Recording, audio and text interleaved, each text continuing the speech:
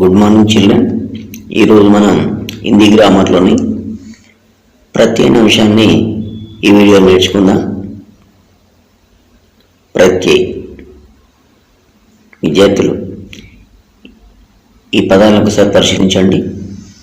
సుందరత, గుణవాన్, రోగి, భారతి. ఈ శబ్దాలు మనము రెండుగా విభజించినట్లయితే ఏ విధంగా ఉంటుందో చూద్దాం ఒకసారి. సుందర్ తా, గుణ్ వాన్, రోగ్ ఈ,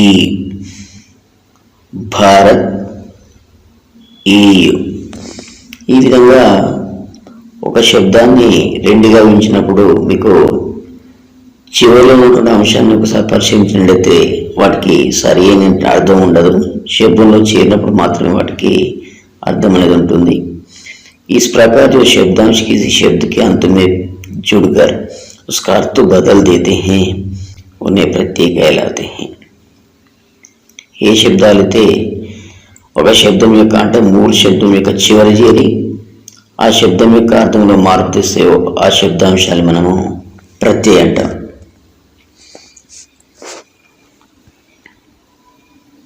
ప్రత్యయం అనేది రెండుగా ఉంచినప్పుడు ప్రతి प्लस आई, प्रति అంటే साथ में पर बाद में, आई అంటే చలనే వాలా అంటే శబ్దంతో పాటు ఉండి శబ్దం యొక్క చివరి చేరి ఏదైతే వస్తుందో దాన్ని మనము ప్రత్యయ అంటాము.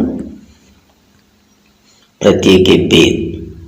प्रत्यय मुख्యంగా दो प्रकार के होते हैं.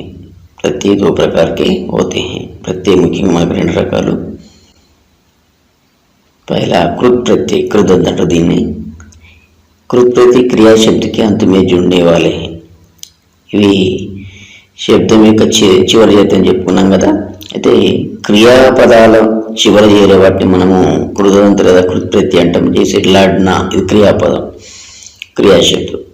దీనికి ఆయి అనేటువంటి ప్రత్యయ కలిసినప్పుడు लड़ाई అనేది వస్తుంది. इसी प्रकार दूसरा है तद्धित प्रत्यय. तद्धित प्रत्यय संज्ञा सर्वनाम विशेषण शब्द के अंत में जुड़ने वाले. ఈ తద్ధిత ప్రత్యయ క్రియాపదాలు కాకుండా మిగిలినటువంటి సంజ్ఞా సర్వనామ విశేషణ అవ్యయాలకు కూడా కొన్నిసార్లు చేరుతుంటుంది. ఇలాంటి వాటిని మనం తద్ధిత ప్రత్యయ అంటాము. ఉదాహరణకు మనిషి. మనిషి అనేది సంజ్ఞా శబ్దం. దీనికి తా అనేటువంటి ప్రత్యయ కలగడం వల్ల మనుష్యత, మానవత్వము ఇక్కడ అర్థం మారే విధంగా ఈ తా అనేది చేరడం వల్ల ఇది తద్ధిత ప్రత్యయ. అంటే ప్రత్యయ అనేది శబ్దం యొక్క చివరి చేరుతుంది, శబ్దం యొక్క అర్థంలో మార్పు తెస్తుంది తెలుసుకున్నాం కదా. मुख्य प्रत्यय या पूजा मूल शब्द ఇది ప్లస్ యా పూజ్య. ఈ విధంగా ఈ పూజ అనేటువంటి మూల శబ్దం యా అనేటువంటి ప్రత్యయ కలవడం వల్ల పూజ్యగా మారింది. ఈ విధంగా మొదటి శబ్దాన్ని మూల శబ్దంగా, రెండవ శబ్దాంశం ప్రత్యయంగా గమనించండి ఒకసారి.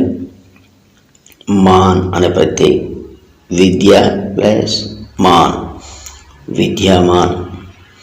व्या कर्ता प्लस व्या कर्तव्य. आ मारना प्लस आ मार. ఇక్కడ క్రియాపదాలకు ఎప్పుడే కానీ చివరిలో నా అన్నటువంటి ప్రత్యయం ఉంటుంది. మీరు డిక్షనరీలో చూసినప్పుడు కూడా నా అన్నటువంటి చివరి అక్షరం ఇవన్నీ మామూలుగా క్రియాపదాలుగానే ఉంటాయి. వాటిని పరిశీలించండి ఒకసారి. आ फेरना, आ फेरा.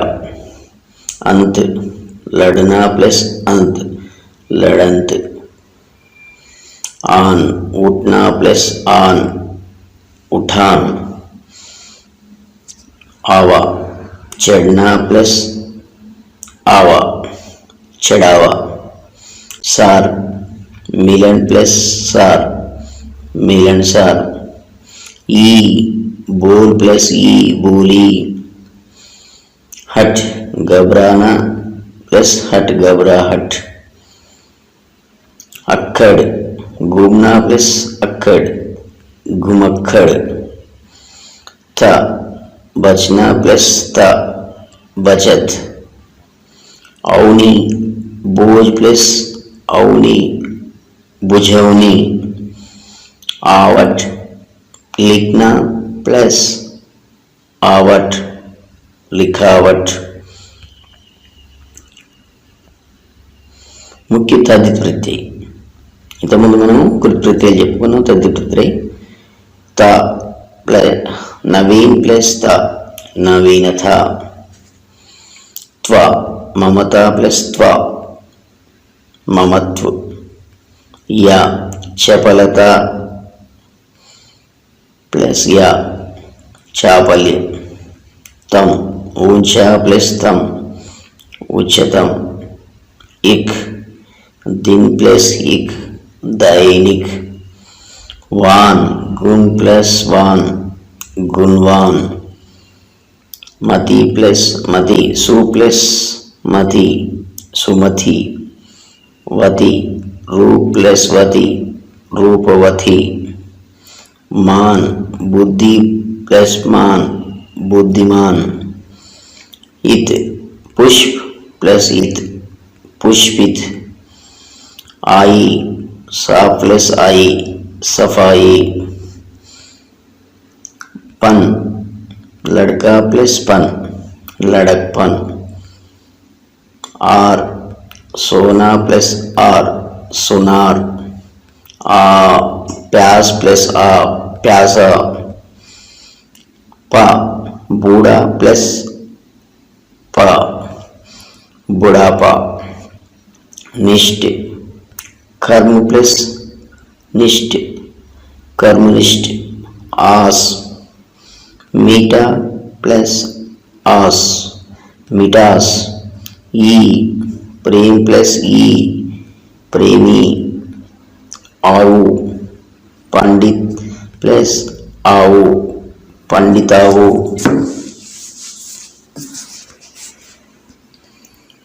విదేశీ ప్రత్యయం అంటే విదేశీ శబ్దం అంటే ఫార్సీ వేరే ఇతర దేశాల నుంచి అంటే ఇతర దేశ పదాలు ఇతర భాషా పదాలు అంటే మన భారతదేశంలో ఉన్న కొన్ని భాషలు కూడా హిందీ భాషలో ఆ పదాలు వచ్చినప్పుడు విదేశీ పదాలుగా మనం పరిగణించాలి. అలాంటి శబ్దాలకు వచ్చేటువంటి ప్రత్యయాలు విదేశీ ప్రత్యయాలు. అన్ గాలిబ్ ప్లస్ అన్ గాలిబన్. ఖానా दवा प्लस खाना दवा खाना. आनी रूह प्लस आनी रूहानी. घर बाजी प्लस घर बाजीगर. गह ईद प्लस गाह ईदगाह. मंद अकल प्लस मंद अकलमंद. दार ईमान प्लस दार ईमानदार. वर ताकत प्लस वर ताकतवर. आनी मर्द प्लस आनी मर्दानी. दान खान प्लस दान खानदान.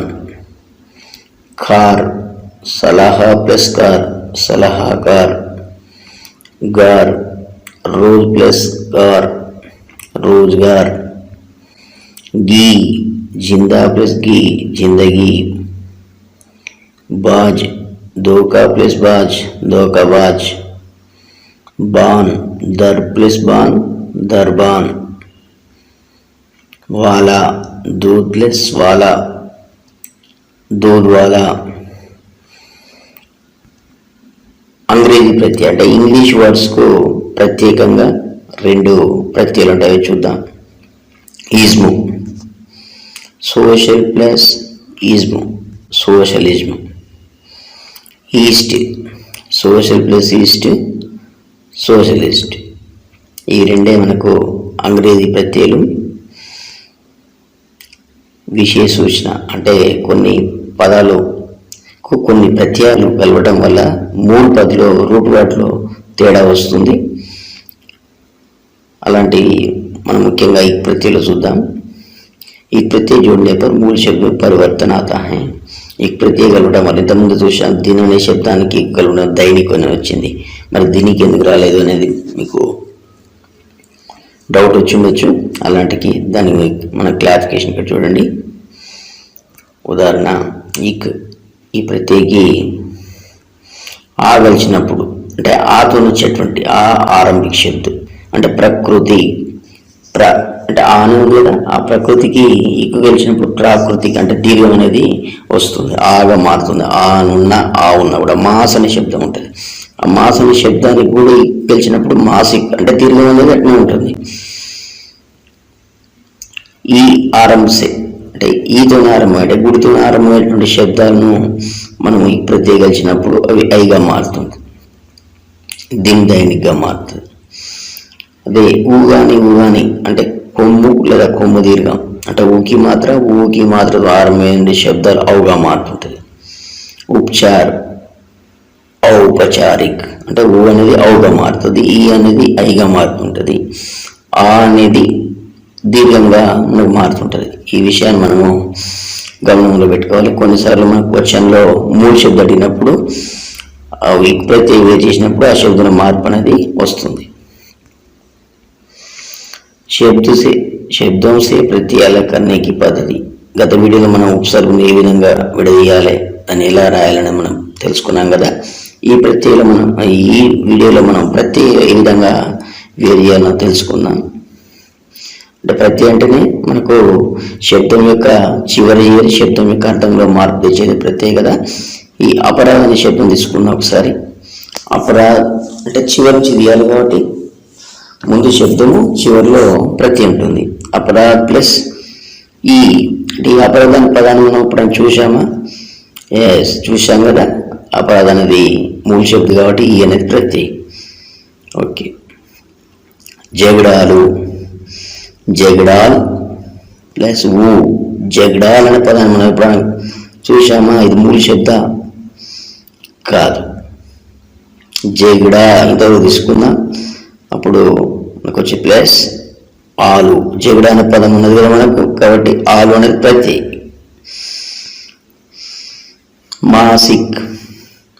మాసి ప్లస్ ఇక్ కా, మాసి ప్లస్ కా. ఈ మాసి అనే పదం ఇప్పుడు చూడలేదు కదా, ఇది మూడు శబ్దం కాదు కాబట్టి కా ప్రతి కా అనేది ఇక్కడ. మాస్ ప్లస్ ఇక్, మాస్ అంటే మాసము నెల, మాస్ అనే శబ్దాన్ని మనం చూసాం కదా. ఇది మూడు శబ్దం, ఇక్కడ ప్రతి. ససురా ప్లస్ లా, ససురా అనే వర్డ్ మనకు మూడు శబ్దం లేదు కదా, లా అనేది ప్రతి కానది. ససుర్ ప్లస్ ఆల్, ససుర్ అంటే మామగారు, ససుర్ అంటే ఇది మూడు వర్డ్ ఉంది, ఆలను ప్రతి కలుస్తుంది కాబట్టి ఆలను ప్రతి. దిన్బా ప్లస్ రా అంటే దిన్బా అనేది ప్రతి మనకు మూడు వర్డ్ లేదు కదా, రా అనేది ప్రతి కాదు. దిన్ ప్లస్ బర్, ఇక్కడ దిన్ అనేది మూడు శబ్దం కదా, బర్ అనేది ప్రతి.